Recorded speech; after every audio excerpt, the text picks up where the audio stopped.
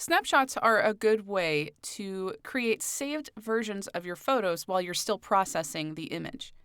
They're good to use if you're working on a photo and you think that maybe you have it at a good stopping place, but maybe you just want to keep playing around with it to see what else you could do. In that case, you might want to create a snapshot.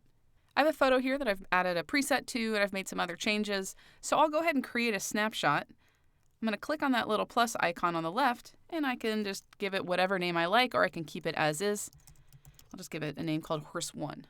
Now this frees me up to make as many changes as I like without worrying about losing what I already have. So I could play with maybe some different presets. I could maybe adjust the split toning a little bit, intensify the vignette. But let's say I get here and I'm not really happy with it. I don't really want this to be my final image, and I liked what I had before. All I need to do is go back into Snapshots and click on that first snapshot that I made, and it'll bring me back to the original edit. You can create several snapshots if you like. You can remove them if you no longer need them.